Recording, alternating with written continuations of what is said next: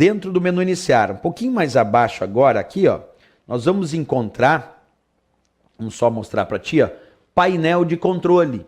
E quando tu clica aqui em painel de controle, é claro que tu vai acessar o painel de controle do Windows. Mas o interessante é que se tu clicar em dispositivos e impressoras, tu também vai acessar o painel de controle. Se tu clicar em programas padrão, também o painel de controle. Quer dizer, esses itens aqui, o próprio painel de controle, dispositivos e impressoras e programas padrão aí do menu iniciar, todos eles vão te dar, de alguma maneira, acesso ao painel de controle. É que se tu clicar direto em painel de controle, é o painel de controle genérico, com todos os seus itens. Se tu clicar em dispositivos e impressoras, tu está acessando só um item do painel de controle, que se chama dispositivos e impressoras. Se tu clicar em programas padrão, está acessando um item do painel de controle chamado programas padrão. Então aqui é o geral, é o painel de controle com todos os seus itens. E aqui abaixo já são específicos, mas também pertencem ao painel de controle. A pergunta que fica então, pensando como sempre nas provas de concurso, qual é a função então do painel de controle? Para que ele serve? Porque o Windows Explorer é o gerenciador de arquivos e pastas. Perfeito. Mas qual é a função do painel de controle? Resposta: alterar as configurações do Windows ou alterar as configurações do sistema. Essa é a função do painel de controle. Repetindo então, alterar as configurações do Windows ou alterar as configurações do sistema. Vamos ver isso na prática. Então acompanha. Quando a gente clica na opção painel de controle, aparece então aqui a imagem do painel de controle do Windows. Como eu estou mostrando para vocês aqui, ó, mais ampliado. Tá aí, ó. Vai aparecer a imagem do painel de controle do Windows. Esse painel de controle, num primeiro momento, ele é separado por categorias. Então observa aqui, ó, está escrito exibir por categoria. E aí aparecem as diversas categorias de configurações do painel de controle. Sistema e segurança, rede, internet, hardware e sons, programas, contas de usuário e segurança familiar, aparência e personalização, relógio, idioma e região e também facilidade de acesso.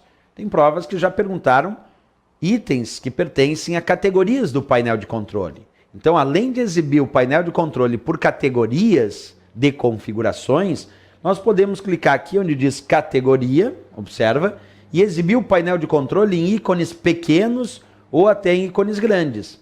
Aqui eu estou exibindo ícones pequenos. E aí nós vamos visualizar os diversos itens do painel de controle espalhados e não mais separados por categoria, porque nós podemos exibir o painel de controle basicamente de duas maneiras, ou os itens agrupados em categorias, ou eles espalhados aí pelo painel de controle, sem estarem agrupados por categoria, exibidos em ícones pequenos e ícones grandes. Tá? Bem, mais tarde a gente vai estudar num outro capítulo à parte as funções do painel de controle do Windows. Por enquanto, como eu estudo ainda do menu iniciar, a única coisa que eu quero de ti é só entender o que é o painel de controle, que é o local onde tu altera as configurações, do sistema, as configurações do Windows. Mas ainda não é o estudo do painel de controle em si. Agora é o menu iniciar. Mais tarde, nas próximas aulas, nós vamos estudar bem aprofundadamente o painel de controle. Outra coisinha, então, só para matar a charadinha, quando a gente pensou em acessar painel de controle, tu percebeu que ele exibiu o painel de controle e as suas categorias, né? Perfeito. Só que agora, e se eu clicar em dispositivos e impressoras? Vai acessar a área do painel de controle para alterar as configurações de impressoras, permitindo adicionar um novo dispositivo, adicionar uma nova impressora, realizar a instalação do driver e o reconhecimento dessa impressora e desse dispositivo.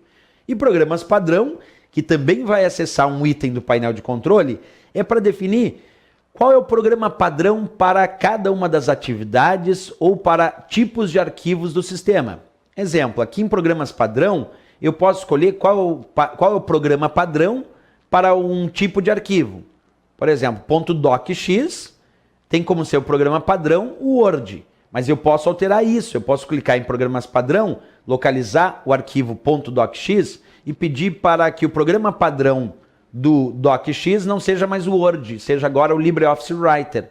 E pode fazer isso, porque a ideia de programas padrão é definir qual é o programa padrão para navegação, qual é o programa padrão para edição de texto, qual é o programa padrão para planilha, mas também alterar a associação que existe entre um tipo de arquivo e o seu programa padrão. Como eu dei exemplo, a princípio .docx está como programa padrão para o Word, mas tu pode alterar isso e definir que .docx agora tem como programa padrão o LibreOffice Writer. O que isso ocasiona no sistema? Que quando tu altera o programa padrão para um determinado tipo de arquivo, quando agora eu clicar naquele arquivo com a extensão .docx, ele aplicar um duplo clique, ele não vai abrir com o Word. Como eu alterei o programa padrão, agora ele vai abrir com o LibreOffice Writer.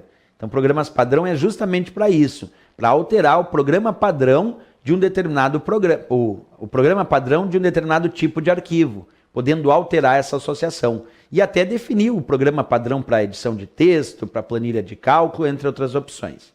E finalmente aqui embaixo nós temos ajuda e suporte, que dá acesso aos conteúdos de ajuda do Windows, te mostrando como realizar as configurações, como alterar as configurações do sistema e até acessar os seus recursos. Então ajuda e suporte do menu iniciar, como o próprio nome diz, é o famoso F1. F1, a tecla de atalho para ajuda e suporte é F1, que dá acesso aos conteúdos de ajuda que tu tem aí no sistema operacional Windows, certo?